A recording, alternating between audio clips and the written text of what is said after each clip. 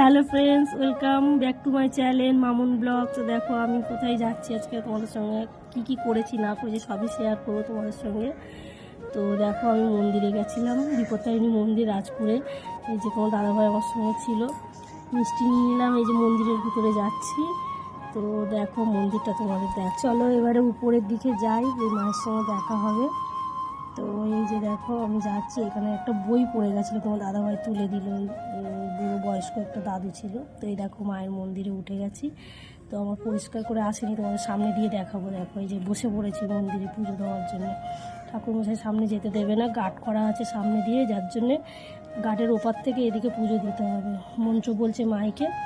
তো দেখলে তোমরা মায়ের মুখটা, এই যে এখানে প্রসাদ দিচ্ছে। আমরা নিচে নেমে এসেছি মন্দিরে পুজো দিয়ে, মন্দিরের ভিতরেই আছি।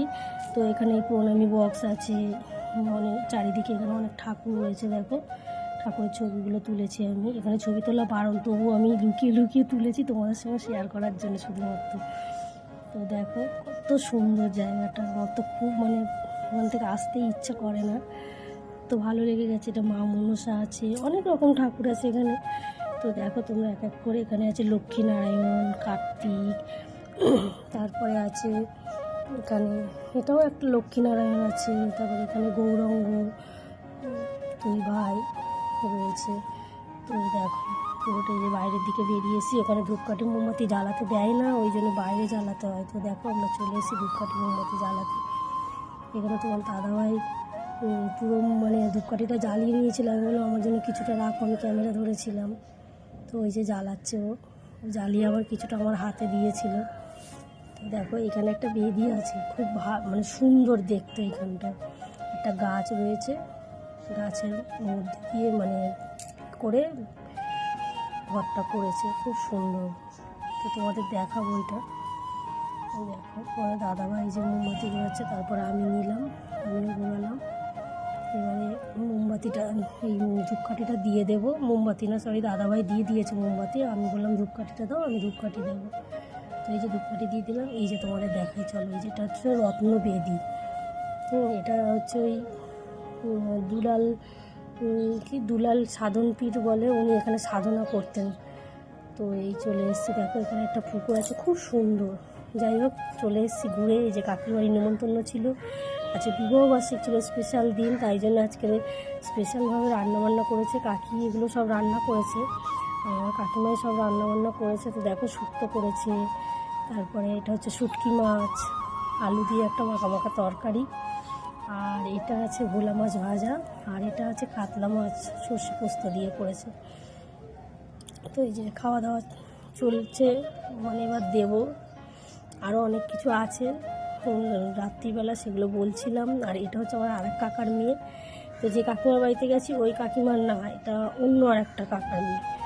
তো এই দেখো আমার কর্তামশাই, আমার ছেলে এটা।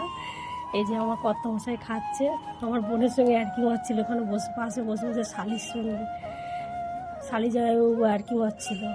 তো এই দেখো খাওয়া দাওয়া চলছে। দেখো খুব ফুচকামি মারছিল শালির সঙ্গে, এখানে দুষ্টুমি করছিল দুই শালি জায়গা মিলে, খুব হাসাহাসি হচ্ছিলো, খুব মজা করেছি, আনন্দ করেছি ওখানে। এত আনন্দ হয়েছে কি বলবো বন্ধুরা তোমাদেরকে, খুব আনন্দ করেছি। তো দেখো এই যে আমার কাকিমার সামনে এসছে, এটা আমার কাকিমা, এটা আমার মেজো কাকিমা। তো এই খাওয়া দাওয়া চলছে, এই পর্ব চলছে। এখানে কি একটা যেন বলছিল আমার বোন, আমার মনে নেই ঠিক। তো এই দেখো খেতে বসেছি, আমি শুক্তো নিয়ে বসে গেছি। আমি বলছিলাম যে বন্ধুদের তো এখন খাওয়াতে পারবো না, যদি বন্ধুদের খাওয়াতে পারতাম খুব ভালো লাগতো। তো যে যে বন্ধুর খাওয়ার ইচ্ছা আমার বাড়িতে চলে আসবে, নিশ্চয়ই খাওয়াবো রান্না করে। আর দেখো লঙ্কা কি আমার কি অবস্থা হয়েছে, লঙ্কাটা এতটা ঝাল ছিল, দুটো চোখ দিয়ে জল বেরিয়ে গেছে আমার। দেখো লঙ্কাগুলো শুধু সাইজগুলো দেখো বন্ধুরা, মানে সাংঘাতিক ঝাল, এত ঝাল মানে কি বলবো, মানে ধারণার বাইরে। আমি ভাবতে পারিনি যে এতটা ঝাল হবে, কান দিয়ে যেন মনে হচ্ছে ধোঁয়া বেরোচ্ছিল। দেখো আমি ঘেমে গেছি, মানে শীতকালে ঘেমে গেছি, বুঝতে পারছো কতটা ঝাল ছিল। যাই হোক, তো দেখো দেখো শুটকি মাছ দিয়ে খাচ্ছি এবারে। আর এটা হচ্ছে রাত্রিরের খাবার, ও তারপরের আর আমরা কিছু মানে টাইম পাইনি তোলার, তো একবারে রাত্রিরের খাবারের দিকে চলে গেছি। দেখো তো এরকম মাংস কষা হচ্ছে, ফ্রাইড রাইস হচ্ছে, এটা রাত্রিরের জন্য। এই যে ফ্রাইড রাইস করেছি, কাকিমাই করেছে রান্না বান্না, মা আর কাকিমাটা আমার মায়ের সঙ্গে আর কি মারছিল বোন ওখানে কী যেন একটা বলেছে, তাই হাসছিল মুখে হাত দিয়ে। আর এই যে চাটনি আছে এটা, আর পাঁপড় ভেজেছিল কাকিমা, কিন্তু সে পাঁপড় ভাজাটা দেখাতে পারিনি, ভাজতে ভাজতে আমরা সবাই খেয়ে নিয়েছি, মিষ্টি ছিল।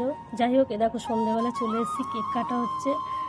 তো এই যে আমার ছেলে, আমার কর্তামশাই, এটা কেক খাইয়ে দিলাম ওকে, দেখো। তো এই যে আমার ছেলের মুখে দিলাম, এটা হচ্ছে আমার মাকে দিলাম, আমার কাকিমাকে দিলাম, এই যে কাকিমা এটা। আর এই যে সবাই মিলে ওরা এবার কেক মাখামাখি করবে, রেডি হচ্ছে, ও জয়পুর পিছনে লাগবে বলে আমি সাইড হয়ে গেছি ওখান থেকে। এটা আমার বোন। আর এই যে চলছে, ওরা খুব বদমাইশ। এই যে আমার বোন আমাকে গিফট দিচ্ছে, আমি ভাবতেও পারিনি যে ও আমাকে মানে এরকম একটা গিফট দেবে, সত্যি আমি ভাবিনি, মানে আমি ধারণার বাইরে ছিলাম এটা, যে ও আমাকে এরকম কিছু একটা দিতে পারে। তো যাই হোক, দেখো গিফটটা আমার বড় বোনের তস হয়েছে না, ও তো তাড়াতাড়ি করে বলছে দিয়ে দে, আমি খুলি দিদি। মানে আমি পুরো এক্সাইটেড হয়ে গেছি যে সত্যি এত সুন্দর জিনিসটা দেবে আমি ভাবতেও পারিনি। মানে এটা আমার কি বলবো, আর আমি মানে কিছু বলতে পারছি না। তো টাটা, সবাই ভালো থাকবে।